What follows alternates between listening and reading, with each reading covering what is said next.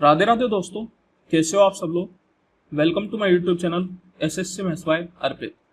तो दोस्तों आज अपन लोग IBSCIO ग्रेड 2 18 सितंबर 2025 शिफ्ट 1 का पेपर करेंगे। इससे पहले के सारे पेपर मैंने डाल दिए। आई होप कि आप लोगों ने देखे होंगे। किसी भी क्वेश्चन में अगर आपको डाउट हो तो आप कमेंट करके पूछ सकते हैं। चलिए फिर स्टार्ट करते हैं अपन। पहला क्वेश्चन है, 3 years ago the age of father was 12 years more than twice his son's age. After how many years from now will he be twice his son's age? तो देखिए बोला जा रहा है कि आज से 3 साल पहले फादर की जो एज है वो सन की एज के डबल से 12 साल ज्यादा है। तो आज से कितने साल बाद फादर की एज सन की एज का डबल हो जाएगी। तो यहाँ पर अगर मैं बात करूँ तो जैसे अगर मैं फादर की प्रेजेंट एज को एफ और सन की प्रेजेंट एज को एस मान लूँ तो 3 साल पहले की एज क्या बन जाएगी, फादर की बन जाएगी F-3 और सन की बन जाएगी S-3। अब यहाँ पर फादर की जो एज है वो सन की डबल से 12 साल ज्यादा है। तो पहले तो सन की एज का डबल किया मैंने और फिर 12 साल ज्यादा करने के लिए मैं बोल सकता हूं कि यहाँ पर पहले ही 12 एक्स्ट्रा है, तो बराबर करने के लिए यहाँ पर मुझे 12 जोड़ना पड़ेगा। तो ये दोनों क्या हो जाएंगे, बराबर हो जाएंगे। फिर बोला गया कि आज से कितने साल बाद फादर की एज जो है वो सन की एज का डबल हो जाएगी। तो जैसे मैं मान लेता हूँ कि आज से के साल बाद डबल होगी, तो फादर की एज के साल बाद क्या हो जाएगी, F+K हो जाएगी और सन की एज क्या हो जाएगी, वो S+K हो जाएगी। तो यहाँ पर सन की एज जो है वो डबल होगी, तो इक्वल करने के लिए यहाँ पर अपन क्या करेंगे, 2 से मल्टीप्लाई कर देंगे। तो अब आप देखिए यहाँ पर इन दोनों इक्वेशन को कंपेयर करके अपन को k की वैल्यू निकालनी पड़ेगी। तो कैसे कंपेयर करेंगे, तो यहाँ पर अगर मैं इसकी बात करूँ तो इसको आप लिख सकते हो F = 2s, ये -6 हो जाएगा और ये -3 इधर आएगा तो ये +3, तो -6 और +3 हो गया -3 और 12 -3 अगर आप करेंगे तो आ जाएगा +9। और यहाँ पर अगर मैं बात करूँ तो इसको मैं लिख सकता हूँ F = 2s, ये आ गया +2k और ये k इधर राइट में आएगा तो ये -k बन जाएगा, तो 2k - k आ जाएगा +k। देखिए यहाँ पर आप कंपेयर कर सकते हो, F = 2s दोनों में है, बस यहाँ पर 9 है और यहाँ पर k है। तो मैं बोल सकता हूँ ये दोनों क्या हो जाएंगे, आपस में बराबर हो जाएंगे, तभी जाके दोनों इक्वेशन बराबर हो सकती है। तो k = क्या आ गया आपके पास, 9 के बराबर। इसका मतलब आज से 9 साल बाद जो है फादर की एज सन की एज का डबल हो जाएगी। In finding the HCF of 2 numbers by division method, the quotients are 4, 6 and 9 respectively and the last divisor is 45. What is the LCM of 2 number? देखिए बोला जा रहा है कि 2 नंबर का HCF डिवीजन मेथड से द्वारा अगर अपन निकालते हैं तो जो अपना क्वेश्चन है वो 4, 6 और 9 आता है और लास्ट डिवाइजर जो है वो 45 आता है। तो 2 नंबर का LCM क्या होगा। तो अब आप यहाँ पे देखिए, सबसे पहले जैसे मैं 2 नंबर आपको पास ले लेता हूँ एग्जाम्पल के तौर पे। मैंने कोई भी 2 नंबर ले ली, मान लीजिए 12 और 17, ये 2 नंबर मैंने ले लिए। तो यहाँ पर अगर इन दोनों का HCF मुझसे पूछा जाएगा तो मैं कैसे निकालूंगा, मैं बोल सकता हूँ कि पहले मैं 17 को 12 से डिवाइड करूंगा, ये 12 का एक बार में यहाँ पे आ गया 12, 17 - 12 आप बोल सकते हैं कि 5 आ जाएगा। फिर इस 5 से अपन किसको डिवाइड करेंगे, ये जो अपने पास लास्ट मतलब जो शुरुआत में जो डिवाइजर था दैट इज 12 को अपन डिवाइड करेंगे, 5 दूनी 10, तो यहाँ पे अपने पास आ गया 2। फिर इस 2 से अपन इस 5 को डिवाइड करेंगे, फिर 2 दूनी 4, फिर यहाँ पे आ जाएगा 1 और इस 1 से अपन इस 2 को डिवाइड करेंगे जो कि 2 बार में चला जाएगा और रिमाइंडर कितना आ गया, 0 आ गया। जब अपने पास रिमाइंडर 0 आता है तो जिस वाले डिवाइजर पे रिमाइंडर 0 आता है वही अपना क्या बनता है, HCF बन जाता है। तो यहाँ पे मैं बोल सकता हूँ HCF क्या होगा, 1 होगा। तो अब आप देखिए लास्ट डिवाइजर 45 कहने का मतलब है कि इसके बाद आपका रिमाइंडर जो है वो 0 आ रहा होगा, मतलब उन दोनों नंबर का जो HCF होगा वो आपके पास 45 होगा। तो अगर मैं इस क्वेश्चन की बात करूं तो इस क्वेश्चन को अपन ऑप्शन से भी कर सकते हैं। देखिए अपन जानते हैं कि जो LCM होता है वो हमेशा HCF का मल्टीपल होता है। LCM निकालने के 2 तरीके अपने पास मेनली होते हैं। एक तो LCM = first and second number का मल्टीप्लाई डिवाइड बाय HCF, ये होता है। और दूसरा LCM = अपन लिखते हैं, जैसे कि अगर 2 नंबर का रेशियो आप A/B ले लो तो A × B × HCF। तो यहाँ पे मैं बोल सकता हूँ कि LCM जो है वो HCF का मल्टीपल होता है। तो इनमें से जो भी आंसर होगा वो 45 का मल्टीपल होना चाहिए। और 45 अपन बोल सकते हैं कि 5 × 9 है, दैट मीन्स कि 5 और 9 दोनों का मल्टीपल होना चाहिए।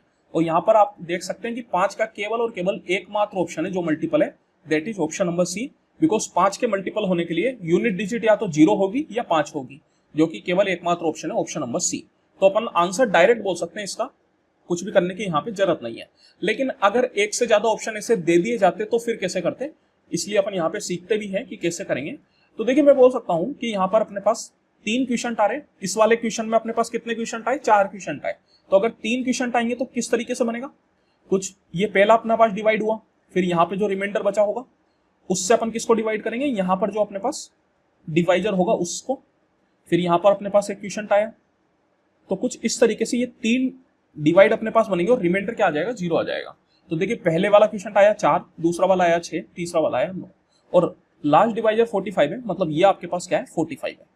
तो अब आप यहाँ पे देख सकते हैं, मैं बोल सकता हूँ कि जो अपने पास डिवाइडेंड होता है वो इक्वल टू होता है divisor into quotient plus remainder.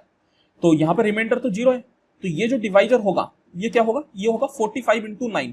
तो 45 इंटू 9 अगर आप करेंगे तो कितना आ जाएगा, 9 पंजे 45 की 5, 4 कैरी चला गया, 9 चौको 36 और 4 40। और अपन जानते हैं कि ये जो नंबर है 405 ये पहले वाले का डिवाइजर होता है। जैसे कि यहाँ पर अगर आप देखेंगे तो ये 5 कहाँ से आया, यहाँ से उठ के आया, दैट मीन्स कि ये 405 कहाँ से आया होगा, यहाँ से आया होगा। अब मेरे को अगर ये वाला नंबर निकालना है तो मैं क्या निकालूंगा, फिर से dividend equal to divisor into quotient plus remainder. तो यहाँ पर 405 इंटू 6 अगर आप करेंगे तो 6 पंजे 30 की 0, 3 कैरी चला गया, 6 चौको 24 और प्लस रिमाइंडर, रिमाइंडर क्या है 45। तो ये अपने पास आ गया 2475। दैट मीन्स कि इस जगह क्या आएगा आपके पास, इस जगह 2475 आएगा, जो कि कहां से उठ के आया होगा, यहां से आया होगा। फिर ये अगर आपको निकालना है तो ये कैसे निकलेगा, 2475 इंटू 4 प्लस 405। तो इसको अगर आप सोल्व करेंगे तो देखिए 4 पंजे 20 की 0, 2 कैरी चला गया, 7 चौको 28 और 2 30 की 0, 3 कैरी चला गया और 4 चौको 16 और 3 19 की 9, 1 कैरी चला गया। दैट मीन्स ये प्लस 405। तो ये अपने पास आ गया 5 0 9 4 13 की 3, 1 कैरी चला गया, दैट मीन्स 10,305। तो यहाँ पे जो नंबर आएगा ये आएगा 10,305। तो एक तरीके से ये हो गया आपके पास बी और ये हो गया आपके पास ए। तो जो दो नंबर आपके पास आ गए वो क्या क्या आ गए, 2475 और 10305। अब यहाँ पे देखिए एलसीएम निकालने के लिए मेरे पास दो नंबर है तो मैं डायरेक्ट भी एलसीएम निकाल सकता हूँ, लेकिन डायरेक्ट एलसीएम निकालूंगा तो फालतू टाइम लगेगा। तो या तो आप 1 इंटू 2 बाई एचसीएफ कर लीजिए, या फिर इन दोनों का रेशियो लेके A multiply B multiply HCF, ऐसे भी आप काम कर सकते हैं। ठीक है, वैसे आंसर अपना क्या हो जाएगा, ऑप्शन नंबर सी हो जाएगा।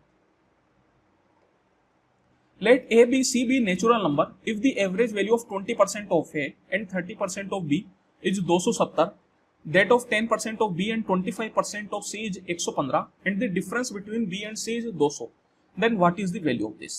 तो देखिए यहाँ पे बोल रहा है ABC 3 नेचुरल नंबर है अपने पास और 20% ऑफ A और 30% ऑफ B का जो एवरेज है वो 270 है। तो यहाँ पर आप चाहे तो ABC को 100 के टर्म्स में भी मान सकते हैं, कोई दिक्कत वाली बात नहीं है, और नहीं तो डायरेक्ट भी सोल्व कर सकते हैं। तो चलिए यहाँ पे मैं क्या करता हूँ, मैं मान लेता हूँ ए जो है वो अपने पास, इसको मैंने 100 ए मान लिया ए की जगह, सेम तरीके से बी की जगह मैंने 100 बी मान लिया, और ये जो अपना सी है उसकी जगह मैंने 100 सी मान लिया। तो उससे होगा क्या, यहाँ पे परसेंट में कैंसिल आउट हो जाएगा 100 से 100। तो जैसे अगर मैं 100 ए का 20% लूंगा तो वो क्या हो जाएगा, वो 20 ए हो जाएगा। तो यहाँ पर 20 ए, सेम तरीके से 100 बी का अगर आप 30% लेंगे तो वो 30 बी हो जाएगा। 20A प्लस 30B, इनका एवरेज 270 है, तो इनका सम क्या हो जाएगा, sum equal to average into number, number है 270 और सॉरी एवरेज है 270 और टोटल कितने, दो नंबर है, तो 270 इंटू 2 मतलब 540। फिर सेम तरीके से यहाँ पे अपन बोल सकते हैं कि 100B का 10% हो गया 10A, sorry 10B plus 100C का 25% हो गया 25C and this is equal to what, 115 का डबल दैट इज 230। फिर आपसे बोला जा रहा है कि बी और सी का जो डिफरेंस है 200 है। यहां पर बी को मैंने 100 बी और सी को 100 सी माना है, तो इसी को आपको लेके चलना है। तो यहां पे आप बोल सकते हो कि 100 B minus 100 C is equal to 200। तो देखिए यहां पे आपसे ये 2 जीरो कैंसिल आउट हो जाएंगे, तो बी माइनस सी आपसे 2 के बराबर आ जाएगा। अब यहाँ पर अपने पास 3 इक्वेशन है और 3 वेरिएबल है, तो अपन को इनको सोल्व करना ही पड़ेगा और कोई रास्ता अपने पास नहीं है। तो देखिए यहाँ पे सबसे पहले ये 1 जीरो तो आपके पास ऐसे ही कैंसिल आउट हो गया, तो हटा दीजिए। और यहाँ पर अगर मैं चाहूँ तो 5 से डिवाइड कर सकता हूँ इसको, 5 से 2 बार में, 5 से 5 बार में और 5 से 5 चौको 20, 5 छः 30। तो यहाँ पर अगर आप देखेंगे तो अपन क्या करें, जैसे अगर मैं ये सेकंड और थर्ड को, सेकंड वाली को 5 से मल्टीप्लाई कर देता हूँ और दोनों को ऐड कर देता हूँ सेकंड और थर्ड को, तो ये 5C और 5C आपस में कैंसिल आउट हो जाएगा। ये 2B प्लस 5B, ये आपके पास 7B बन गया और ये आ गया 5 दूनी 10 और 46 56, 7 का 8 बार में 56 होता है, तो B इक्वल टू आ गया 8। तो अब आपको देखिए एक बात ध्यान रखना है कि अपन को ने जो नंबर माना था वो B नहीं माना था, वो अपन ने 100B माना था। तो यहाँ पे जो भी काम अपन करेंगे वो 100B में कन्वर्ट करके करेंगे। जैसे ये जो अपन से वैल्यू पूछ रहा है A plus B plus 2C, तो इसको अपन ये नहीं मान के क्या मानेंगे, 100A plus 100B plus 2 into 100C that is 200C, ये अपन मानेंगे। तो अपन को वैल्यू किसकी निकालनी है, इसकी निकालनी है। 100 है प्लस 100B प्लस 200C। तो इस बात का आपको ध्यान रखना है, डायरेक्ट अगर आपने वैल्यू पुट करी तो फिर आंसर गलत आएगा, ऑब्वियस है। तो यहाँ पे B मेरे पास आ चुका है, C मेरे पास कितना आ जाएगा, B माइनस C अगर 2 है तो मैं बोल सकता हूँ कि C अपने पास आ जाएगा 6 के बराबर, C इक्वल टू 6 आ जाएगा, बिकॉज 8 माइनस 6 हो गया 2 के बराबर। और अब आप देखिए पहली वाली इक्वेशन में अगर आप B पुट करेंगे तो ये आ गया आपके पास 2A प्लस 8 3 24 इक्वल टू 54। तो A इक्वल टू कितना आ गया, 54 माइनस 24 30, 30 बटा 2 15। तो अब यहाँ पर अपन से वैल्यू पूछ रहा है, तो आप चाहे तो 100 वैसे कॉमन भी ले सकते हैं, और मैं बोल सकता हूँ कि यहाँ पे अपने पास जितने भी आए सारे इंटीजर आए, 100 कॉमन लेंगे तो ऑब्वियस है कि पूरा आंसर 100 का मल्टीपल होगा, जो कि एकमात्र ऑप्शन है, ऑप्शन नंबर B 3500। तो ये काम आप स्टार्टिंग में भी कर सकते थे क्योंकि अपन ने 100 कॉमन ले लिया था और सारे अपने पास इंटीजर आए थे। हाँ, लेकिन बस ये था कि स्टार्टिंग में हो सकता है कि अपने पास वो इंटीजर नहीं आते, इस बात की अपन को अनसर्टेनिटी थी, इसलिए डायरेक्ट करना उतना सही नहीं था। लेकिन अब मैं बोल सकता हूँ कि जब मेरे पास ABC इंटीजर आ गए तब तो मैं पक्के तौर पे बोल सकता हूँ कि आंसर B ही आएगा, मेरे को कुछ भी करने की जरूरत नहीं है। और वरना आप चाहे तो वैल्यू पुट करेंगे तो क्या आ जाएगा, ये 100 जैसे मैंने कॉमन ले लिया तो ये बन गया A plus B plus 2C that is 15 plus 8 plus 6 दूनी 12। तो ये कितना आ गया आपके पास, 8 plus 12 20, 20 plus 15 35, 35 into 100 35, option number B। The present cost of a hospital is 1,01,993। After a year its cost increase to 1,25,408।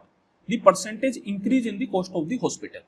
देखिए बोला जा रहा है कि प्रेजेंट कॉस्ट जो है हॉस्पिटल की वो इतनी है और 1 साल के बाद ये इंक्रीज होकर इतनी बन गई, तो अपन से पूछा जा रहा है कि कितने परसेंट का इंक्रीज हुआ होगा। अब यहाँ पर अगर आप देखेंगे तो ऑप्शन अपने अच्छे खासे नजदीक में है, और ये जो ऑप्शन है वो नियरेस्ट इंटीजर में दिए गए हैं, दैट मींस कि राउंड ऑफ करके हैं। और अगर राउंड ऑफ करके ऑप्शन है तो फिर आप डिजिटल सम या यूनिट डिजिट जैसे कंसेप्ट पे नहीं जा सकते, तो यहाँ पर आपको सोल्व करना ही पड़ेगा। तो एक तरीका तो यह है कि मैं इन दोनों का पहले रेशियो ले लूं, लेकिन अब नंबर बहुत बड़े हैं तो फिर उनका रेशियो लेने में भी मुझे थोड़ा समय लगेगा, तो इससे अच्छा यह है कि मैं डायरेक्ट ही कर लूं। तो देखिए परसेंटेज इंक्रीज करने के लिए सबसे पहले तो कितना का इंक्रीज हुआ ये आप देख लीजिए, तो कितने का इंक्रीज हुआ है, तो 1,25,408 माइनस 1,01,993। ये अगर आप करेंगे तो 8 में से 3 गया 5, 10 में से 9 गया 1, 13 में से 9 गया 4, और फिर 4 में से 1 गया 3, और ये 2 में 0 गया 2। दैट मीन्स कि 23,415 का इंक्रीज हुआ है, कितने पे, 1,01,993 पे, मल्टीप्लाई बाय 100%। तो अब आप इसको सोल्व करना है। यहाँ पर आप देख सकते हैं चारों ऑप्शन में स्टार्टिंग तो 2 से ही हो रही है, तो एक बार तो मैं बोल सकता हूँ कि 2 से ही ये जाएगा। तो वैसे इसको अगर आप लिखना चाहेंगे तो ये हो गया 2341500 डिवाइड बाय 101,993%। अब यहाँ पर मैं सोचूं कि भैया ये किससे कैंसिल आउट हो सकते हैं, तो उससे कोई फायदा नहीं होगा क्योंकि बहुत ही बड़े नंबर है। इतने बड़े नंबर को मैं ये सोचने बैठूंगा, इससे अच्छा मैं डायरेक्ट कर लूंगा। तो यहाँ पर अपन जानते हैं कि पहली बार तो ये 2 से ही जाएगा, तो 101,993 का डबल कितना हो जाएगा, तो 3 दूनी 6, 9 दूनी 18 की है, एक कैरी चला गया, 18 और 1 19 की 9, एक कैरी चला गया, तो ये आ गया आपके पास 203,986।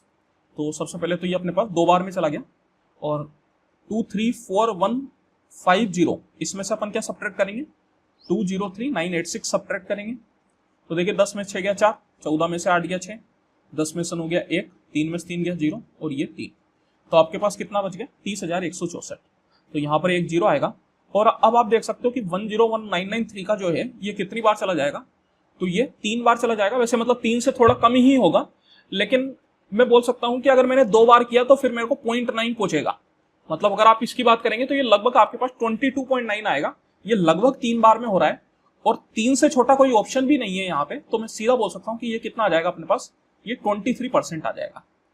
अगर 3 से छोटा कोई और ऑप्शन होता, जैसे कि 22.8 वगैरह ऐसा कुछ होता, तब तो फिर मुझे और फर्दर करना पड़ता, लेकिन यहाँ पे कोई है ही नहीं, तो फिर अपन बोल सकते हैं सीधा आंसर क्या हो जाएगा, option number D. A man has invested 54,500 at a rate of 8% per annum simple interest for 3 year, find the amount that he will receive after 3 year. तो बोला जा रहा है कि एक आदमी ने 54,500 रुपए 8% पर एनम के हिसाब से सिंपल इंटरेस्ट पर 3 साल के लिए इन्वेस्ट किए, 3 साल के बाद उसको कितना अमाउंट रिसीव होगा। तो यहाँ पर अपन सीधा बोल सकते हैं कि अगर उसको टोटल इंटरेस्ट जो मिलेगा वो मिलेगा 8 × 3 मतलब 24%, और अगर 24% का इंटरेस्ट मिल रहा है तो जो ओवरऑल वैल्यू बनेगी वो कितनी बनेगी, प्रिंसिपल को अपन मान लेते हैं 100% प्लस 24% का इंटरेस्ट, दैट मींस की 124%, और 124% किसकी, 54,500 की।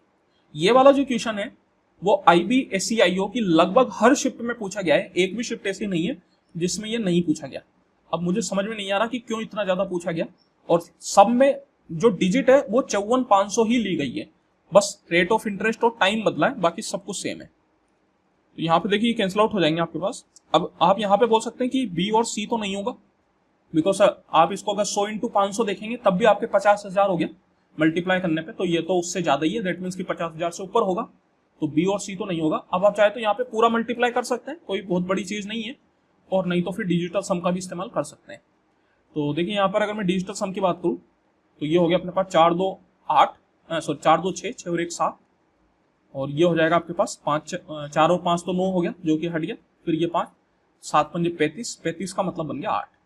तो यहाँ पर अगर आप इसको देखेंगे तो देखिए 8 से 14, 14 और 5 19, 19 और 8 27, तो 19 और 8 27 मतलब ये तो 9 का मल्टीपल हो गया, तो इसका डिजिटल सम तो 0 आ जाएगा। इसकी अगर आप बात करेंगे तो देखिए ये कितना होगा, तो यहाँ पर ये मैं बोल सकता हूँ कि बस एक ही डिजिट का अंतर है, यहाँ पर 8 था और यहाँ पे 7 है, दैट मीन्स की ये 27 की जगह 26 हो जाएगा, और 26 का मतलब 2 + 6 8 आ गया, तो इसका जो डिजिटल सम है वो 8 आएगा, तो यही अपना आंसर बन जाएगा। A pipe can fill a tank in 21 hours, another pipe can empty the filled tank in 63 hours। देखिए बोला जा रहा है कि एक पाइप है जो कि 21 घंटे में टैंक को भर सकता है, और एक पाइप है जो कि 63 घंटे में खाली कर सकता है। अगर दोनों पाइप को साथ में खोल दिया जाए तो 2/3 टैंक भरने में कितना समय लगेगा। तो यहाँ पर अपन को क्या करना है, सबसे पहले इनका लेना है एलसीएम। 21 और 63 का एलसीएम अगर आप लेंगे तो 63 आ जाएगा। तो मैंने मान लिया कि टैंक की टोटल कैपेसिटी 63 लीटर है, ए पाइप उसको 21 घंटे में भरेगा, तो हर घंटे कितना पानी डालेगा, 63/21 मतलब 3 लीटर पानी डालेगा। और अगर बी पाइप उसको 63 घंटे में खाली करेगा तो हर घंटे 1 लीटर खाली करेगा। अब यहाँ पर जब अपन इन दोनों को साथ में खोलेंगे तो मैं बोल सकता हूं कि ए पाइप जो है वो 3 लीटर डालेगा और बी पाइप जो है वो 1 लीटर निकालेगा, तो ओवरऑल कितना जाएगा, 2 लीटर पानी जाएगा हर घंटे। और यहाँ पर अपन को 2/3 टैंक को भरना है, तो सबसे पहले तो 63 का आप 2/3 कर दीजिए, और हर घंटे 2 लीटर पानी जा रहा है, तो मैं बोल सकता हूँ कि टाइम निकालने के लिए time equal to capacity divide by efficiency. Capacity हो गई 2/3 इंटू 63, और एफिशिएंसी हो गई 3 - 1 2, तो ये 2 से डिवाइड कर दीजिए 3 का 21 बार में, दैट मीन्स कि 21 घंटे का समय लगेगा। Option number B. A dealer buys 2 articles X and Y for rupees 5,500 each. He marks each of them at the same price. He sells X by giving 2 successive discount of 55 and 60 and still earns 143 as profit. If he sell Y at a single discount of 76%, then what is profit percentage on Y? तो देखिए बोला जा रहा है कि एक dealer है जो कि 2 आर्टिकल X और Y को 5,500 रुपए प्रत्येक में बेचता है, मतलब बेचता नहीं, खरीदता है।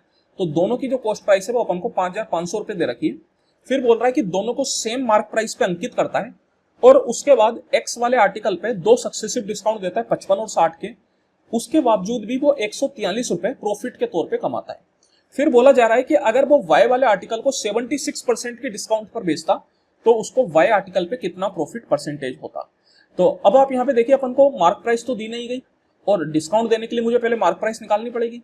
तो मार्क प्राइस दोनों की सेम है, तो मैं बोल सकता हूँ कि एक्स वाले से मैं मार्क प्राइस निकालूंगा। यहाँ पर अगर आप बात करेंगे तो सेलिंग प्राइस निकालने के 2 तरीके हैं। एक तो सेलिंग प्राइस इक्वल टू होता है अपने पास cost price plus profit. Cost price दोनों की सेम है, तो एक्स आर्टिकल की कॉस्ट प्राइस हो गई 5500, और एक्स आर्टिकल में जो प्रॉफिट कमा रहा है वो 143 रुपए कमा रहा है, तो यहाँ पर सेलिंग प्राइस हो गई 5643। तो देखिए ये तो हुआ एक तरीका। दूसरा, अपन जानते हैं कि मार्क प्राइस पे डिस्काउंट देने के बाद जो वैल्यू निकल के आती है उसको भी अपन सेलिंग प्राइस बोलते हैं। मैं अगर मान लूं कि दोनों की मार्क प्राइस मैंने 100% मान ली, क्योंकि दोनों की सेम है, तो यहाँ पर 100% पर पहला डिस्काउंट तो अपन ने दिया 55% का, तो 55% का जब आप डिस्काउंट देंगे तो कितनी वैल्यू बन जाएगी आपके पास, मैं बोल सकता हूँ 100 - 55, दैट मीन्स की 45%। और फिर दूसरा डिस्काउंट दिया अपन ने 60% का, तो 100 - 60 मतलब 40%। और this is equal to what, selling price, जो कि अपने पास बन रही है 5643। तो देखिए ये 100 तो आपका कैंसिल आउट हो जाएगा 20 से 2 बार में, 20 से 5 बार में, और 5 से 9 बार में। तो ये आ गया 9 दूनी 18%, तो 18% की वैल्यू आपके पास आ गई 5643। यहां पर अगर मैं बात करूं तो बोला जा रहा है कि वाई पे 76% का डिस्काउंट दिया है, तो 76% का डिस्काउंट देने के बाद जो सेलिंग प्राइस अपने पास बनेगी वो क्या बनेगी, 100 - 76 दैट इज 24%। तो 24% की वैल्यू यहाँ पे अपन को निकालनी है। तो यहाँ पर आप क्या कर सकते हैं, इसको अपन 3 से कर देते हैं, 3 से ही 6 बार में, 3 से अगर इसको आप काटेंगे तो देखिए 3 एकम 3, 3 का 8 बार में 24, फिर 8 बार में 24 और 1 बार में, तो 6% आ गया 1881, और ये 6 इंटू 4 होता है 24, तो यहाँ पर आप 4 से मल्टीप्लाई कर दीजिए, तो 4 एकम 4, 8 चौको 32 की 2, 3 कैरी चला गया, 32 और 3 35 की 5, 3 कैरी चला गया, दैट इज 7524। तो ये हो गई वाई वाले आर्टिकल की सेलिंग प्राइस। यहाँ पर अपन को प्रॉफिट परसेंटेज निकालना है, तो उसके लिए प्रॉफिट निकालना पड़ेगा, profit equal to selling price minus cost price, तो 7524 माइनस कॉस्ट प्राइस दोनों की सेम है, दैट इज इसकी भी 5500 ही हो जाएगी, तो कितने रुपए का प्रॉफिट है, तो मैं बोल सकता हूँ कि 2024 रुपए का प्रॉफिट है, कितने पे, 5500 रुपए पे, मल्टीप्लाई बाय 100%। तो ये 2 जीरो तो आपको कैंसिल आउट हो गया, यहाँ पर 11 से कैंसिल आउट हो जाएगा, 11 से 5 बार में, 11 एकम 11 और 11 88, 11 चौको 44, फिर 5 से अगर आप इसको काटेंगे तो 5 दिए 15, 34 का मतलब 5 के 30 और 40, 36.8%। ऑप्शन नंबर क्या, ए। ठीक है, चलिए। During a new year a father gives 25% of his fortune to each of his 4 son A, B, C and D. They all invest and at the end of first year A and B each earn a profit of 40%, whereas C and D makes a loss of 20% and 30% respectively. तो देखिए बोला जा रहा है कि नए साल पे पिताजी ने अपने चारों बच्चों को अपनी फॉर्च्यून का 25% दिया। तो यहाँ पे मैं क्या करता हूँ, जो फादर की फॉर्च्यून है उसको 400 रुपए मान लेता हूँ, तो 400 का 25% अगर आप लेंगे तो कितना आ जाएगा, 100 रुपए आ जाएगा। यहाँ पर मानने के लिए मैं 100 रुपए भी मान सकता था, लेकिन फिर 100 का 25% निकालता तो 25 आता, तो फिर आगे मुझे कैलकुलेशन करने में थोड़ी दिक्कत आती, इसलिए मैंने 100 की जगह 400 मान लिया, तो 400 का 25% हो गया 100 रुपए, तो अपने चारों बेटों को 100 रुपए दिए, तो यहाँ पे इन चारों का फॉर्च्यून बन गया 100 रुपए। फिर बोला जा रहा है कि इन चारों ने इन्वेस्टमेंट करा और 1 साल के बाद ए और बी ने 40% का प्रॉफिट कमाया। तो यहाँ पर अगर इन सब की फॉर्च्यून की अपन बात करें तो कितनी हो जाएगी, तो देखिए यहाँ पे 40% का प्रॉफिट है, 100 रुपए पे 40% का प्रॉफिट कमाऊंगा तो 40 रुपए, दैट मीन्स की फॉर्च्यून मेरे पास बन गई 140। फिर बी ने भी 40% का कमाया तो इसकी भी 140%, लेकिन सी ने जो है वो 20% का नुकसान किया और डी ने 30% का किया, तो 20 और 30 का नुकसान करने के बाद वैल्यू कितनी बन जाएगी, 100 रुपए पे 20% का नुकसान मतलब 20 रुपए का नुकसान, तो सी का जो फॉर्च्यून है वो बन गया 80 रुपए और डी का बन गया 100 माइनस 30 मतलब 70 रुपए। फिर बोला गया eight the end of the second year reinvesting any profit made, A makes a loss of 50%, whereas B, C and D make a profit of 25% each. तो सेकेंड ईयर के एंड पे जितना भी इनने करा था वो सारा री इन्वेस्ट कर दिया और ए ने जो है वो 50% नुकसान करा, बी, सी और डी इन तीनों ने 25% का प्रॉफिट कमाया। तो यहां पर अगर मैं सेकेंड ईयर के एंड की बात करूं तो कितना हो जाएगा, तो देखिए ए ने 50% का नुकसान किया, 50% का मतलब हो गया हाफ, तो उसकी फॉर्च्यून कितनी रह जाएगी, हाफ रह जाएगी, बिकॉज हाफ का नुकसान हो गया, तो 140 माइनस 70, दैट मीन्स की कितना रह गया, 70 रह गया। फिर अगर मैं बी की बात करूं तो बी ने 25% का प्रॉफिट कमाया, 25% का मतलब क्या होता है, 25% इक्वल टू 1/4, मतलब 4 रुपए पे 1 रुपए का प्रॉफिट, तो जो ओवरऑल उसकी फॉर्च्यून बनेगी वो कितनी बन जाएगी, 5/4, तो 140 का 5/4, तो यहां पर आप बोल सकते हैं कि 140/4 होता है 35 और 35 पंजे हो जाता है 175, तो जो उसकी फॉर्च्यून है वो बन गई 175। फिर 80 की अगर मैं बात करूं तो इसने भी 25% का प्रॉफिट, तो वही मल्टीप्लाई बाय 5/4, 4 से 20 बार है और 20 पंजे 100, फिर इसका भी मल्टीप्लाई बाय 5/4, तो देखिए यहाँ पे 70 पंजे हो जाता है 350, 350 बाय 4 अगर आप करेंगे तो 4 का 8 बार में हो गया आपके पास 32 और 4 का 7 बार में 28, 4 पंजे 20, 87.5। तो यहाँ पर जो सेकेंड ईयर के एंड पे इनकी फाइनल फॉर्च्यून बनी वो ये बनी। फिर बोला जा रहा है what percentage of their father's fortune is left at the end of the second year, तो पिताजी की फॉर्च्यून का कितना परसेंटेज रह गया।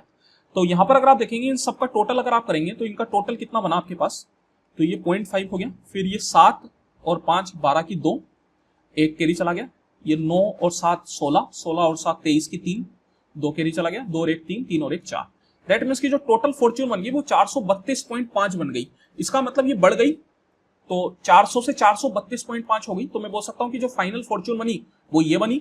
तो यही अपन से पूछ रहा है कि ये जो है वो 400 का कितना परसेंट है, तो परसेंट निकालने के लिए डिवाइड बाय 400 मल्टीप्लाई बाय 100%। तो यहां पर ये दोनों जीरो कैंसिल आउट हो गया, 4 से 1 बार में 0, 8 बार में 0.1, तो लगभग 108.1% बनेगी। और नियरेस्ट इंटीजर की अगर मैं बात करूं तो आंसर क्या हो जाएगा 108%। तो देखिए इस क्वेश्चन में एक झोल है, मतलब झोल क्या है, काफी लोग इसको गलत कर सकते हैं। यहाँ पर आपसे पूछा है what percentage of their father's fortune is left, तो लेफ्ट कितनी बनी 432.5, तो दैट मींस कि 432.5 ये कितना परसेंट है ये आपसे पूछा है। ये नहीं पूछा कि फादर की फॉर्च्यून बढ़ के कितनी हो गई। अगर बढ़ के कितनी हो गई ये पूछा जाता तो फिर अपन बोलते कि भैया 32.5 बढ़ी कितने पे 400 पे, दैट इज 8%, तो बड़ी 8%, लेकिन यहाँ पे ओवरऑल कितनी हो गई ये आपसे पूछ रहा है, जो कि कितना है 108%। तो इस क्वेश्चन में बस थोड़ी सी ही वो है, अगर आप थोड़ा सा भी इधर उधर कर देंगे तो मामला बिगड़ जाएगा। P and Q work together to tile a floor of dimension of 16 metre by 12 metre, each tile being 1 metre by 0.5 metre. P can tile at the rate of 50 per hour and Q at 60 per hour. What is the time taken to complete if they work together? देखिए बोला जा रहा है कि P और Q दोनों एक dimension अपन को दे रखा है यहाँ पे फ्लोर का, उस पे टाइल लगा रहे हैं और टाइल की साइज भी अपन को दे रखी है। तो सबसे पहले तो यहाँ पे मैं निकालूंगा कि उस पूरे फ्लोर में टोटल कितनी टाइल लगेगी। तो उसके लिए अपन क्या करते हैं, फ्लोर का जो एरिया है डिवाइड बाय टाइल का एरिया। फ्लोर का एरिया क्या हो जाएगा 16 बाय 12 और टाइल का एरिया क्या हो जाएगा 1 बाय 0.5। यहां पर अगर आप करेंगे तो 0.5 से 24 बार में हो जाएगा, तो 16 इंटू 24, 16 चौको 64 की 4, 6 के चला गया, 16 दूनी 32 और 6 38, मतलब टोटल 384 टाइल लगेगी। अब यहाँ पर देखिए बोला जा रहा है कि P जो है वो 1 घंटे में 50 टाइल लगाता है और Q 1 घंटे में 60 टाइल लगाता है। दैट मीन्स ये क्या हो गई, इनकी एफिशिएंसी हो गई। तो अगर दोनों मिलके जब टाइल लगाएंगे तो कितनी लगाएंगे 1 घंटे में, मैं बोल सकता हूँ 50 + 60 110 टाइल लगाएंगे। टोटल अपन को 384 टाइल लगानी है, तो कितने घंटे लगेंगे 384 बटा 110। तो यहाँ पर आप इसको सोल्व कर लीजिए। सबसे पहले 2 से कैंसिल आउट हो जाएगा, 2 से 1 बार में, 9 बार में, 2 बार में और 2 से 55 बार में।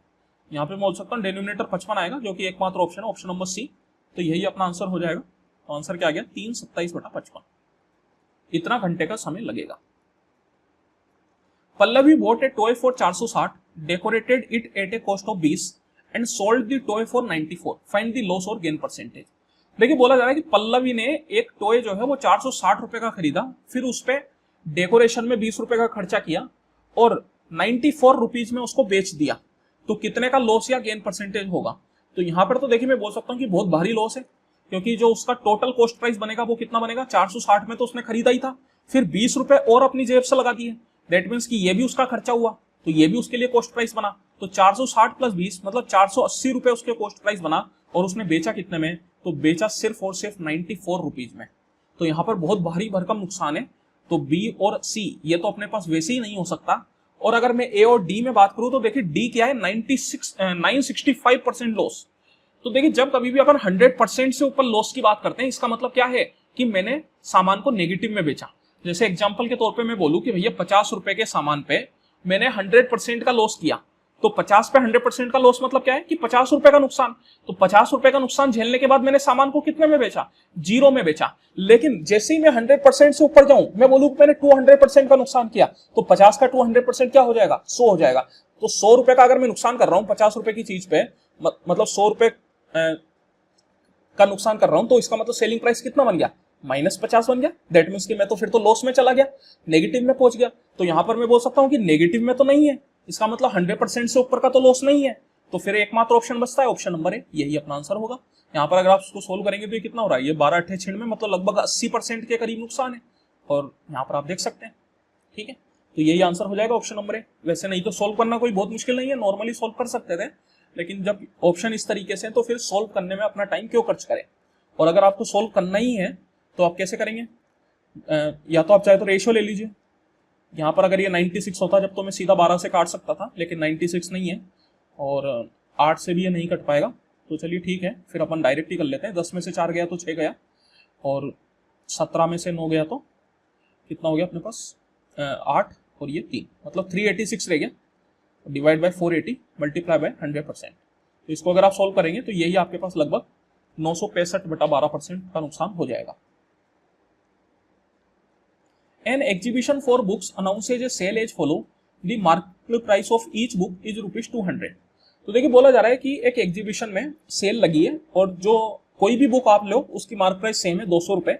फिर यहाँ पे बोला गया है कि अगर 5 से ज्यादा बुक अपन खरीदते हैं तो 5% का डिस्काउंट मिलता है, और अगर 10 से ज्यादा खरीदते हैं तो 20%, 20 से ज्यादा खरीदते हैं तो 15% और 25 से ज्यादा खरीदते हैं तो 25% का डिस्काउंट अपन को मिलता है। फिर बोला गया कि there is an extra 10% discount for payment by cash. अगर कैश में पेमेंट किया गया तो 10% का एक्स्ट्रा मिलता है।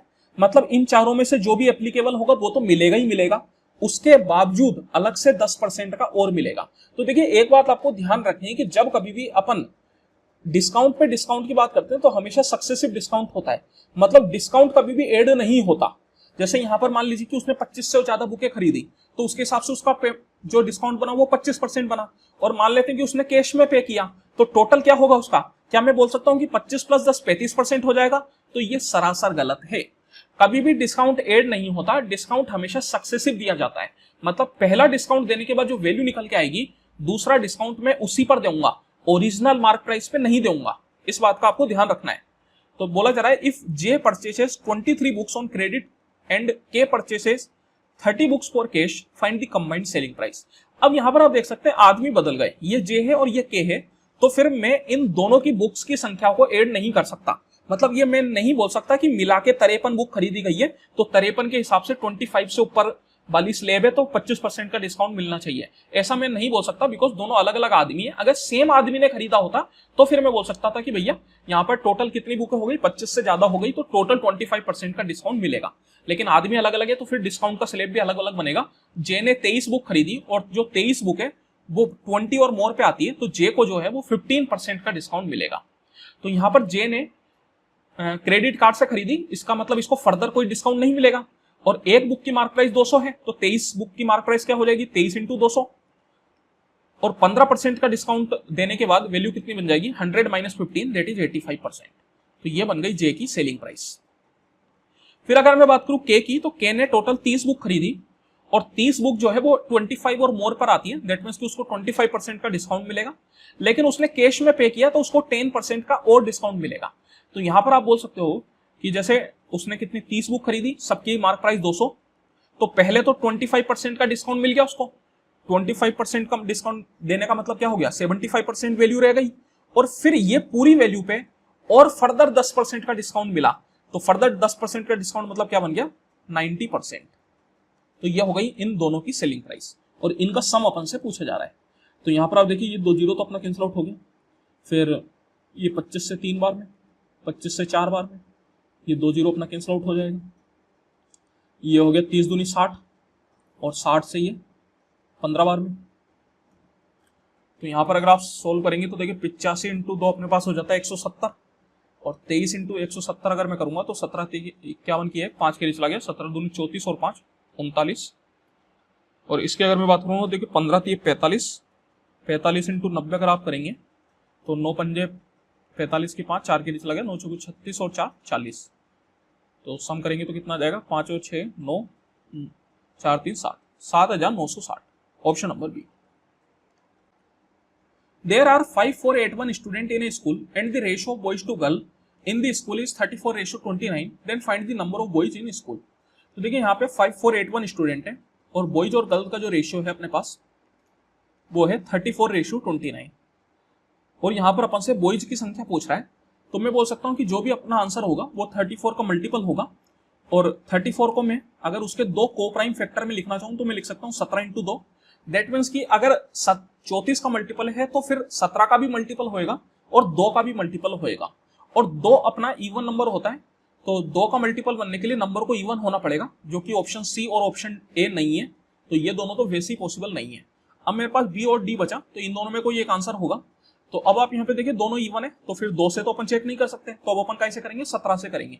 तो अब अपन देखते हैं इनमें से कौन सा 17 का मल्टीपल है। तो जैसे अगर मैं ऑप्शन बी को 17 से डिवाइड करके देखूं तो देखिए 17 एकम 17 और 29 - 17 अगर आप करेंगे तो कितना आ गया, 9 और 3 12, 12 का मतलब बन गया 125, 17 पंजे 85, 17 का 6 बार में 102, 17 7 119, 125 - 119 6 आ गया, 6 का मतलब 68, 17 चौकू 68। तो ये हो गया अपने पास 17 का मल्टीपल। दैट मीन्स कि यही अपना आंसर हो जाएगा। ऑप्शन डी आंसर नहीं हो सकता। क्यों नहीं हो सकता, क्योंकि इन दोनों में अगर आप डिफरेंस देखेंगे तो इन दोनों में डिफरेंस जो है वो 14 का डिफरेंस है। अगर आपके पास बी वाला 17 का मल्टीपल है तो फिर इसको 17 का मल्टीपल होने के लिए डिफरेंस या तो 17 या 17 का कोई मल्टीपल होना चाहिए था। मतलब या तो 17 होता या 34 होता या 51 होता या 68 होता, इस तरीके से डिफरेंस होता तो ही जाके फिर डी अपना 17 का मल्टीपल हो सकता था। जो कि नहीं है, तो मैं बोल सकता हूँ ये आंसर नहीं होगा। आंसर सिर्फ और सिर्फ क्या होगा, ऑप्शन नंबर बी। और नॉर्मली अगर अपन को करना है तो नॉर्मली अपन कैसे करेंगे, मैं बोल सकता हूँ इन दोनों का सम आपके पास आ जाएगा 9 4 13 की 3, एक के चला गया मतलब 63। 63 की वैल्यू आपको दे रखी है 5481 और आपसे 34 की वैल्यू पूछा जा रहा है। तो देखिए 63 से आप इसको कैंसिल आउट कर सकते हैं। 63 से कितनी बार में चला जाएगा, तो सबसे पहले जैसे 60 का 9 बार में होता है 540, तो 9 बार में तो नहीं जा पाएगा बिकॉज 9 3 27 होता है, तो ये ज्यादा हो जाएगा, तो 8 बार में जाएगा। 8 बार में कितना हो गया, 8 3 24 की 4, 2 कैरी चला गया, 8 6 48, 48 और 2 50, 504 बना। 548 माइनस 504 अगर आप करेंगे तो ये आ गया 44, 44 का मतलब 441, और 441 की अगर मैं बात करूँ तो 63 का कितनी बार में हो जाएगा, तो देखिए 7 बार में हो जाएगा। तो 1 यूनिट की वैल्यू आ गई 87, तो 34 यूनिट की वैल्यू 34 इंटू 87, इसको अगर आप सोल्व करेंगे तो ये आ जाएगा 2958। For which value of A and B does the given pair of linear equation 3x + 2y = 8 and a - bx plus a plus by equal to 3a plus b minus 5 have an infinite number of solution। तो देखिए यहाँ पे बोला जा रहा है कि a और b की किस वैल्यू के लिए ये दोनों लाइन जो है वो इनफाइनाइट नंबर ऑफ सॉल्यूशन देगी। तो इनफाइनाइट नंबर ऑफ सॉल्यूशन की कंडीशन क्या होती है, तो अपन जानते हैं कि जैसे अगर मैं दो लाइन की इक्वेशन लूं, let's say a1x plus b1y plus c1 = 0 और a2x plus b2y plus c2 = 0, तो इनफाइनाइट नंबर ऑफ सॉल्यूशन देने के लिए दोनों लाइन को एकदम इक्वल होना पड़ेगा, तभी जाके वो इनफाइनाइट नंबर सॉल्यूशन देगी। इक्वल होने का मतलब है कि उन दोनों को एक दूसरे के कोइंसिडेंट होना पड़ेगा, और कोइंसिडेंट के लिए कंडीशन होती है इन तीनों का जो रेशो है वो बराबर हो, मतलब a1/a2 is equal to b1/b2 हो इज इक्वल टू c1/c2 हो, तभी जाके दोनों लाइन आपस में बराबर हो पाएगी। तो यहां पर अगर आप देखेंगे तो मैं बोल सकता हूं 3/a - b is equal to 2/a + b is equal to 8/3a + b - 5। देखिए आपको एक बात ध्यान रखनी, ये जो कांस्टेंट टर्म आपके पास है ये या तो दोनों ही इक्वेशन में LHS में हो या फिर दोनों में ही RHS में हो। जैसे यहाँ पर ये जो 8 है वो पहली वाली इक्वेशन में भी राइट हैंड साइड है, और ये जो 3a + b - 5 है ये दूसरी वाली इक्वेशन में भी राइट हैंड साइड है, तो दोनों सेम साइड पे, इसलिए अपन यहाँ पे डायरेक्ट इस्तेमाल कर लिया। अगर एक में लेफ्ट हैंड साइड है और एक में राइट हैंड साइड है तो फिर या तो आप उन दोनों को सेम साइड पे लेके आइए, नहीं तो फिर आपको एक उसके साथ माइनस साइन लगाना पड़ेगा, क्योंकि वो जब आप उसकी साइड बदलेंगे तो माइनस साइन वहां पे आ जाएगा। ठीक है, तो अब ये तीनों इक्वल करके मैं बोल सकता हूँ ए और बी की वैल्यू मेरे को निकालनी है। तो सबसे पहले तो ये पहली और दूसरी को अगर मैं इक्वल करूं तो यहां से आप देखिए क्रॉस मल्टीप्लाई अगर आप करेंगे तो ये बन गया a + b divide by a - b is equal to 2/3। तो यहां पर अगर आप कंपोनेंडो डिविडेंडो लगाएंगे तो आपके पास बन जाएगा a/b equal to 2 + 3 5 divide by 2 - 3 that is -1। तो यहाँ पे मैं बोल सकता हूँ ए और बी का जो रेशो आएगा वो 5/-1 आएगा। तो ऑप्शन नंबर बी और ऑप्शन नंबर डी ये तो नहीं हो सकता बिकॉज इसमें 7 आ रहा है, तो 7 तो पॉसिबल ही नहीं है, क्योंकि अगर यहाँ पे 7 आएगा तो फिर तो अपने पास रेशो में 7 आएगा, जो कि पॉसिबल नहीं है, क्योंकि इनका रेशो अगर आप देखेंगे तो इनका रेशो बनेगा 5/7 और इधर अपने पास बनेगा 25/-7, जो कि आंसर नहीं हो सकता। अब अगर मैं बात करूं ए और सी, तो ये दोनों ही रेशो जो है वो अपन को 5/-1 देंगे, क्योंकि आप देख सकते हैं यहाँ पर भी अपने पास ये 5 से 5 बार में, तो ये भी 5/-1 ही आएगा, और ये भी 5 से 5 बार में, तो ये -5/1 दैट इज इक्वल टू 5/-1। दोनों सेम होता है, माइनस साइन ऊपर डाल दिया या नीचे डाल दिया उससे फर्क नहीं पड़ेगा। ठीक है, तो यहाँ से फिर मैं बोल सकता हूँ कि मेरे को एक और इक्वेशन बनानी पड़ेगी। तो एक और इक्वेशन आप कोई सी भी बना लीजिए, जैसे आप ये 2/a + b equal to 8/3a + b - 5 कर दीजिए, या फिर 3/a - b equal to 8/3a + b - 5 कर दीजिए, कुछ भी कर दीजिए, कोई फर्क नहीं पड़ेगा। तो चलिए अपन इन दोनों को इक्वल कर देते हैं। तो यहाँ पर ये 2 से 4 बार में कैंसिल आउट हो जाएगा अपने पास, क्रॉस मल्टीप्लाई कर लिया तो 3a + b - 5 equal to 4a + 4b। तो यहाँ पर अगर आप देखेंगे तो ये 3a उधर गया मतलब a, ये b उधर गया मतलब 3b, तो a + 3b इक्वल टू आ गया -5। अब यहाँ पर अगर मैं देखूं कि इनमें से कौन सा आंसर है, तो a अपने पास 25/2 और b -5/2 है। तो यहाँ पर अगर आप a को 25/2 डालेंगे और b को -5/2 डालेंगे तो ये आएगा 3 टाइम्स -5/2। तो ये आपके पास कितना बन रहा है, तो ये आ रहा है 25 - 15 दैट इज 10, 10/2 आ गया 5, लेकिन 5 नहीं आके -5 आना चाहिए था, तो ये अपना आंसर नहीं हो सकता। तो आंसर क्या हो जाएगा, ऑप्शन नंबर सी क्योंकि यहां पर अगर आप -25/2 और 5/2 डालेंगे तो देखिए ये आ गया -25 + 15 दैट इज -10/2 और -10/2 मतलब -5। तो यहां पर मैं बोल सकता हूं a + 3b = -5 किस में आ रहा है अपन को, ऑप्शन नंबर सी में आ रहा है, तो यही अपना आंसर है। Two cyclist A and B started at the same time towards east and north directions with speed 4 km/h and 3 km/h respectively। तो देखिए बोला जा रहा है कि दो साइक्लिस्ट हैं ए और बी जो कि ईस्ट और नॉर्थ डायरेक्शन की तरफ जाते हैं। तो यहां पर अपन सबसे पहले डायरेक्शन बना लेते हैं। ये अपना हो गया नॉर्थ, ये साउथ, ये वेस्ट और ये ईस्ट। फिर अब मैं मान लेता हूं कि ये दोनों इस वाले पॉइंट से स्टार्ट कर रहे हैं। ए जो है वो ईस्ट की तरफ जा रहा है और ये 4 की स्पीड से जाता है। तो यहां पर बोला गया है कि 2 घंटे तक वो इसी डायरेक्शन में जाते हैं, उसके बाद वो अपनी डायरेक्शन चेंज करते हैं। उसके बाद if both started driving towards the west direction, फिर उसके बाद दोनों वेस्ट डायरेक्शन की तरफ मुड़ जाते हैं। तो यहां पर मैं बोल सकता हूं कि 2 घंटे में कितना डिस्टेंस ये तय करेंगे, तो distance equal to what, time into speed. तो यहां पर ये जो ए है वो ईस्ट डायरेक्शन में गया, मतलब इधर की साइड। तो 2 घंटे में इसने कितना डिस्टेंस तय किया, तो 4 दूनी 8 किलोमीटर, तो 8 किलोमीटर इसने तय किए। फिर अगर मैं बी की बात करूं तो बी जो है वो नॉर्थ में गया था, मतलब इधर की साइड ऊपर में, और इसने 2 घंटे में 3 दूनी 6 किलोमीटर तय किए। उसके बाद ये दोनों क्या है, डायरेक्शन अपनी चेंज कर लेते हैं और वेस्ट डायरेक्शन की तरफ मुड़ जाते हैं। साथ ही साथ जो अपनी स्पीड है उसको भी बढ़ा देते हैं। ए जो है वो अपनी स्पीड को 5 गुना कर देता है पुरानी वाली स्पीड से, और बी जो है वो 4 गुना कर देता है। फिर बोला जा रहा है what would be the shortest distance between them after 2 hour. तो फिर अगले 2 घंटे के बाद इन दोनों के बीच की शॉर्टेस्ट डिस्टेंस क्या होगी। तो यहां पर अगर मैं बात करूं तो देखिए जो ए है उसने भी वेस्ट डायरेक्शन में गया, तो वेस्ट डायरेक्शन में मतलब क्या हुआ, ये ईस्ट में जा रहा था। तो वेस्ट में जाने के लिए इसको क्या करना पड़ेगा, एकदम पूरा अपनी जो डायरेक्शन है उसको एकदम रिवर्स करना पड़ेगा। तो ये आप किधर की साइड आएगा, ये इधर की साइड चलना स्टार्ट करेगा, कुछ इस तरीके से, है ना। अब यहां पर मैं बोल सकता हूं कि इसने स्पीड को 5 गुना किया, पहले 4 थी तो 5 गुना करने के बाद स्पीड कितनी हो गई, 5 चौको 20, और फिर से 2 घंटे के लिए चला तो 20 दूनी 40। दैट मीन्स कि ये कितना किलोमीटर कवर किया, 40 किलोमीटर कवर किया। तो 40 किलोमीटर के हिसाब से ये कहां तक पहुंचेगा, तो देखिए यहां से लेके यहां तक 8 किलोमीटर था। तो सबसे पहले तो ये 8 किलोमीटर आया, तो अब कितना कवर करना रह गया, 40 - 8 मतलब 32। दैट मीन्स कि यहां पर कहीं जाके ये 32 किलोमीटर पहुंचेगा। तो ये वाला जो डिस्टेंस है ये अपने पास आ गया 32 किलोमीटर, ठीक है। और अगर मैं बी की बात करूं तो बी ने अपनी स्पीड को 4 गुना किया, पहले 3 थी तो 4 थी 12, और 12 के हिसाब से 2 घंटे में कितना चलेगा, तो 12 दूनी 24 किलोमीटर चलेगा। अब वेस्ट में जा रहा है तो ये वेस्ट किधर जाएगा, इधर की साइड मुड़ेगा ये यूं।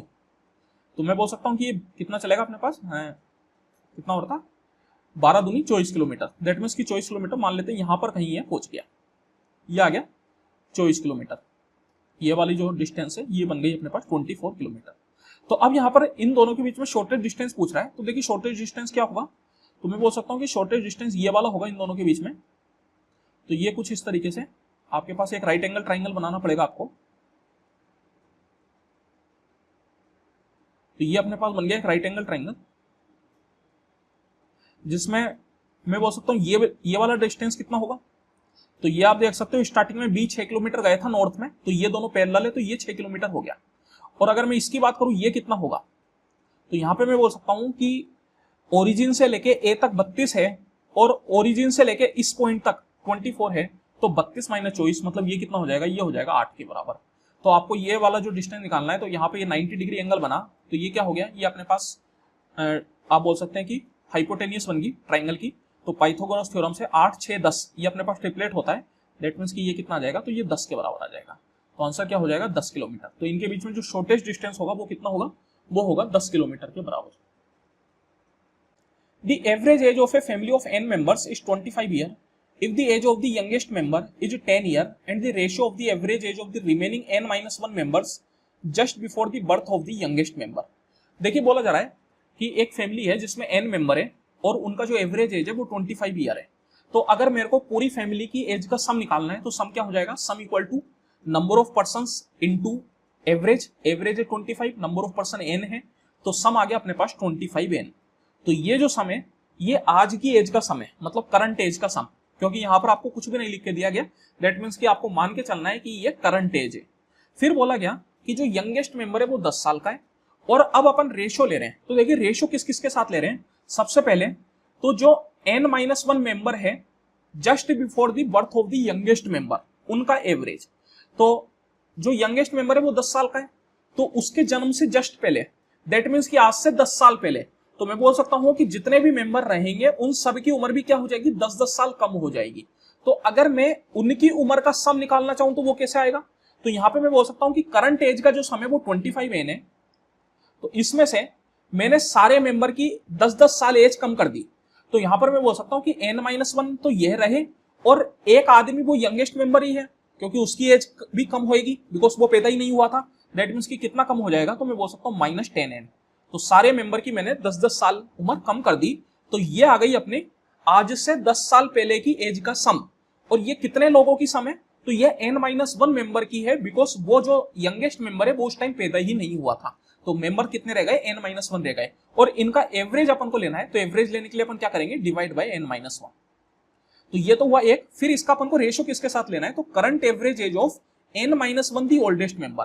तो देखिए आज की जो एज है उसमें n-1 ओल्डेस्ट मेंबर, तो n-1 ओल्डेस्ट मेंबर कौन होंगे, मैं बोल सकता हूं कि टोटल n मेंबर है, तो यंगेस्ट मेंबर को अगर मैं हटा दूं तो टोटल मेरे पास n-1 ओल्डेस्ट मेंबर्स हो जाएंगे, तो इनकी करंट एज का एवरेज, तो इनकी करंट एज क्या होगी, तो सम जो था वो 25n था, इसमें से मैंने जो यंगेस्ट मेंबर है उसकी एज घटा दी, तो ये कितने लोगों का सम हो गया, ये n-1 लोगों का सम हो गया, और इसको अगर मैं डिवाइड बाय n-1 कर दूंगा तो यहाँ पे मेरे पास क्या आ जाएगा, एवरेज आ जाएगा। और इनका जो रेशियो है ये अपन को दे रखा है 2/3 के बराबर। तो देखिए क्वेश्चन मुश्किल नहीं है, लेकिन यहाँ पे इसकी जो लैंग्वेज दे रखी है इसको समझना मुश्किल है। तो यहाँ पर ये जो ऊपर वाला रेशियो अपने पास है ये भी n-1 मेंबर्स का ही है, मतलब ऊपर वाला जो एवरेज है वो भी n-1 लोगों का ही है, लेकिन ये आज से 10 साल पहले का है, और ये जो नीचे वाला एवरेज है ये भी n-1 लोगों का है, लेकिन ये आज का एवरेज है, तो इस बात का आपको ध्यान रखना है।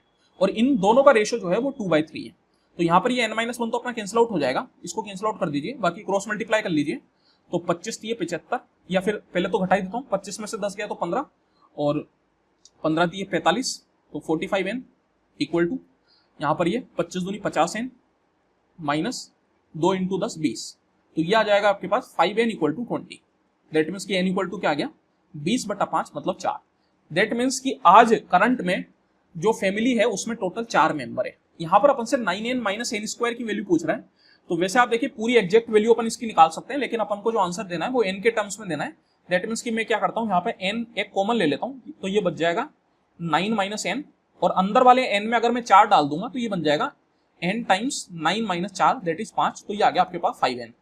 तो आंसर क्या हो जाएगा, 5n, ऑप्शन नंबर डी।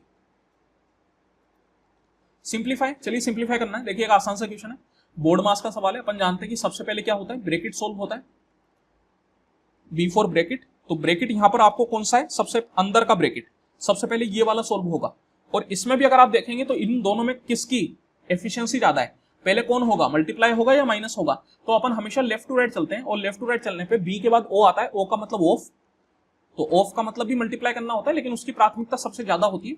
फिर डी का मतलब डिवाइड, एम का मतलब मल्टीप्लाई, ए का मतलब एडिशन, एस का मतलब सब्ट्रैक्शन। तो यहाँ पर आप देख सकते हैं कि मल्टीप्लाई और माइनस में कौन पहले, मल्टीप्लाई पहले, तो पहले मल्टीप्लाई होगा, तो 6 × 18 और 18 - 9 9, तो ये आ गया 9, तो ये अपने पास बन गया 18 डिवाइडेड 9, और 18 डिवाइडेड बाय 9 करूंगा तो 2 आ जाएगा, दैट मीन्स कि इस पूरे ब्रैकेट की वैल्यू आ गई 2, तो ये बन गया 53 - 2 that is 51, option number C. The sum of two numbers is 1206 and their SCF is 9. Which of the following could be the two number? तो देखिए दो नंबर का सम अपन को दे रखा है 1206 और उनका जो SCF है वो 9 के बराबर है। तो अपन से पूछा जा रहा है कि इन चारों ऑप्शन में से कौन सा ऑप्शन अपना आंसर हो सकता है। तो सबसे पहली बात तो हमें 1206 अपना सम होना चाहिए। यहाँ पर अगर आप देखेंगे तो 4 और 3 7 आ रहा है, मतलब यूनिट डिजिट 7 आ गई, तो फिर ये तो आंसर वैसे भी नहीं हो सकता। बाकी अगर आप तीनों ऑप्शन देखेंगे तो उनमें सम आपका 1206 आ रहा है, तो उससे कोई फायदा नहीं है। अब यहाँ पे बोला गया है कि SCF 9 है। SCF 9 कहने का मतलब क्या है कि जो अपने पास नंबर होंगे वो 9 के मल्टीपल होंगे, बिकॉज नंबर्स हमेशा SCF के मल्टीपल होते हैं, और LCM जो है वो SCF और नंबर दोनों का मल्टीपल होता है। तो यहाँ पर मेरे को देखना है कि इनमें से कौन कौन से ऑप्शन 9 के मल्टीपल है। तो 9 का डिविजिबिलिटी रूल अपन जानते हैं कि sum of all the digits divide by 9।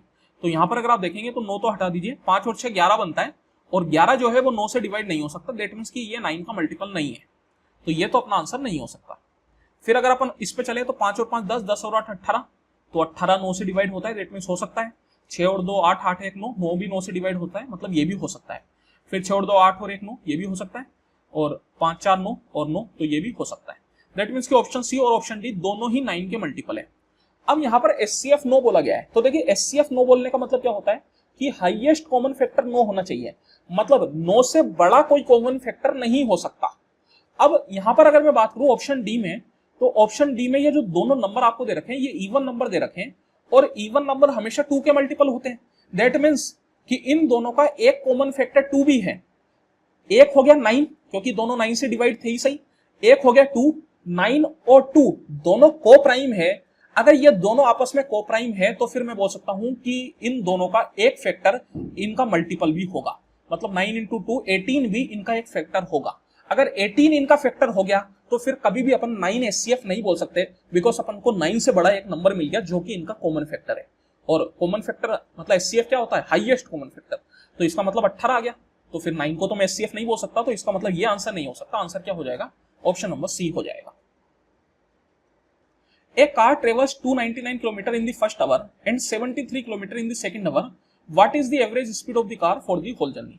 तो देखिए पहले घंटे 299 किलोमीटर चलती है, दूसरे घंटे 73 किलोमीटर चलती है। एवरेज स्पीड अपन से पूछा जा रहा है, तो average speed equal to total distance upon total time. Total distance कितना हुआ, पहले 299 फिर 73, और टोटल टाइम कितना, पहले 1 घंटा फिर दूसरा 1 घंटा, तो टोटल कितना हो गया, 2 घंटे हो गए।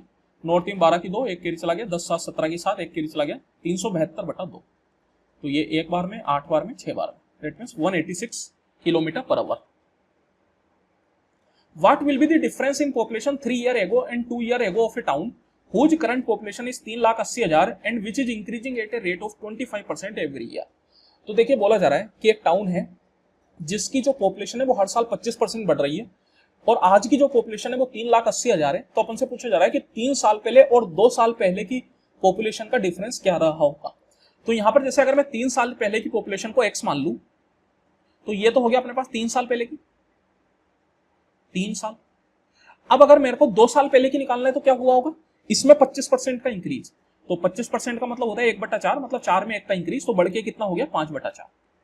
तो ये हो गया अपने पास 2 साल पहले की पॉपुलेशन। फिर अगर मेरे को 1 साल पहले की निकालनी है तो फिर से मेरे को 25% का इंक्रीज करना है, दैट मींस फिर से 5/4, तो ये हो गया अपने पास 1 साल पहले की पॉपुलेशन। और मेरे को आज की पॉपुलेशन निकालनी है तो फिर से मेरे को 25% का इंक्रीज करना पड़ेगा, मतलब 5/4, ये हो जाएगी आज की पॉपुलेशन जो कि करंट पॉपुलेशन, और वो इक्वल है 3,80,000 के। ठीक है, यहां पर अपन से 3 साल पहले और 2 साल पहले की पॉपुलेशन का डिफरेंस पूछ रहा है। तो यहां पर आप देखिए 3 साल पहले क्या थी x, और 2 साल पहले क्या थी x इंटू 5/4, तो इनका अगर आप डिफरेंस लेंगे तो 5x/4 minus x, that is कितना आएगा, तो ये आएगा x/4, मतलब x/4 की वैल्यू आपसे यहाँ पे पूछी जा रही है। तो आप क्या कीजिए, ये x/4 को तो अलग कर लीजिए, क्योंकि इसको तो अपन को निकालना ही है, और बाकी चीजों को मैं चाहूं तो आपस में मल्टीप्लाई कर सकता हूं। जैसे ये अपने पास बन गया 5 पंजे 25, 125, और ये 4 चौकू 16, तो 125/16 इक्वल टू, तो यहां पर आप देखिए मैं क्या करता हूं, ये 1000 को अलग कर लेता हूं, इसको मैं लिख लेता हूं 380 इंटू 1000, क्योंकि 125 का सीधा 8 बार में 1000 होता है, इस वजह से मैंने इनको अलग कर लिया। तो यहां पर मैं बोल सकता हूं x/4 क्या हो जाएगा आपके पास, 380 इंटू 8 इंटू 16, ये हो जाएगा अपने पास। तो अब आप चाहे तो यहाँ पे यूनिट डिजिट का सहारा ले सकते हैं वैसे तो, लेकिन यूनिट डिजिट अगर आप देखेंगे तो चारों की 0 है, और यूनिट डिजिट को मैं हटा दूं तो टेंस डिजिट भी 3 में 9 है, तो फिर मामला गड़बड़ है। तो अपन क्या करते हैं, या तो डिजिटल सम ले लीजिए या फिर मल्टीप्लाई कर लीजिए। तो मैं डिजिटल सम ही ले लेता हूँ, बिकॉज मल्टीप्लाई करना थोड़ा बड़ा हो जाएगा यहाँ पे। तो यहाँ पर अगर आप डिजिटल सम देखेंगे तो 8 और 3 11, दैट मींस कि डिजिटल सम कितना आ गया, 2 आ गया, इसका 8 आएगा और इसका 1 और 6 7 आएगा। तो देखिए 8 दूनी 16, 16 का मतलब 1 और 6 7, और 7 7 49, 49 का मतलब डिजिटल सम आ गया 4। तो अब यहाँ पे देखते हैं कौन सा ऑप्शन है जिसका डिजिटल सम 4 है। तो देखिए यहाँ पर अगर आप बात करेंगे तो 8 4 12, 12 6 18, 18 और 4 22, 22 का मतलब डिजिटल सम यहाँ पे 4 आ रहा है। फिर यहाँ पर अगर मैं बात करूँ तो ये 9 तो हट ही गया, 8 4 12, 12 का मतलब क्या बन गया, 1 + 2 3, तो ये तो नहीं हो सकता बिकॉज यहाँ पे डिजिटल सम 3 है, ये 9 हट ही गया अपने पास। फिर 8 7 15, 15 और 4 19, 19 का मतलब डिजिटल सम क्या आ गया, 1 आ गया, तो ये भी आंसर नहीं हो सकता। फिर 9 हट गया, 9 हट गया, 8 4 12, और 12 का मतलब फिर से डिजिटल सम क्या आ गया, 3 आ गया, तो ये भी आंसर नहीं हो सकता, that is option number D. तो यही अपना आंसर हो जाएगा। Kiran start business with 55,000 and after 7 month Zarina joins with Kiran as her partner. After a year the profit is divided in the ratio 8:5। What is Zarina's contribution in the capital. देखिए बोला जा रहा है कि किरण ने अपने बिजनेस 55,000 रुपए से स्टार्ट किया और 7 महीने के बाद जरीना ने ज्वाइन किया और फिर उनका जो प्रॉफिट है वो 8:5 में डिवाइड हुआ 1 साल के बाद। तो देखिए आपको ध्यान रखना है कि प्रॉफिट हमेशा उसी रेशो में डिवाइड होता है जिस रेशो में उनका टोटल इन्वेस्टमेंट है। किरण ने अपना बिजनेस 55,000 रुपए से स्टार्ट किया था, दैट मीन्स कि वो हर महीने 55,000 डालेगी। 1 साल के लिए उसने डाला, तो 1 साल में उसने टोटल कितना इन्वेस्टमेंट किया, तो मैं बोल सकता हूं 55,000 इंटू 12। फिर ये जो जरीना है ये 7 महीने बाद आई और टोटल टाइम 1 साल, ये तो 1 साल में से अगर मैं 7 महीने घटाऊंगा तो कितना टाइम रह जाएगा, 5 महीने। दैट मीन्स कि इसने केवल 5 महीने के लिए ही इन्वेस्ट किया। मैं मान लेता हूं कि इसने हर महीने 100 रुपए इन्वेस्ट किए, तो 5 महीने में कितना हो जाएगा, 1 इंटू 5, तो ये हो जाएगा इनके इन्वेस्टमेंट का रेशो। और इन्वेस्टमेंट का रेशो ही प्रॉफिट का रेशो होता है, तो this is equal to what, 8/5। यहां से अपन को सोल्व करके जरीना का कंट्रीब्यूशन मतलब एक्स की वैल्यू फाइंड आउट करनी है। तो यहां पर आप 4 से 3 बार में, 4 से 2 बार में, और ये 5 से तो 5 कैंसिल आउट हो ही जाएगा अपने पास। तो मैं बोल सकता हूँ सीधा कि 2 से भी कैंसिल आउट कर देते हैं, 2 दूनी 4, 15 का मतलब 2 का 7 बार में 14, फिर 5 बार में ये 00। तो एक्स इक्वल टू आ गया आपके पास 5 थी 15 की 5, 1 कैरी चला गया, 27 थी 81, 81 और 1 82, 82,500, ऑप्शन नंबर बी। तो ये हो गया जरीना का कंट्रीब्यूशन कैपिटल में। चलिए इसी के साथ समय समाप्ति की घोषणा। आई होप कि आप लोगों को मजा आया होगा। किसी भी क्वेश्चन में अगर आपको डाउट हो तो आप कमेंट करके पूछ सकते हैं, और वीडियो अच्छी लगी हो तो प्लीज लाइक कर दे करिए, लाइक करने से मोटिवेशन मिलता है। और चैनल पर नए तो चैनल को सब्सक्राइब कर लीजिए। अब वैसे देखिए मैंने माइक चेंज किया है, तो हो सकता है आप लोगों को पहले से अच्छी आवाज आ रही होगी। चलिए फिर मिलते हैं अगली वीडियो में, तब तक के लिए बहुत बहुत धन्यवाद।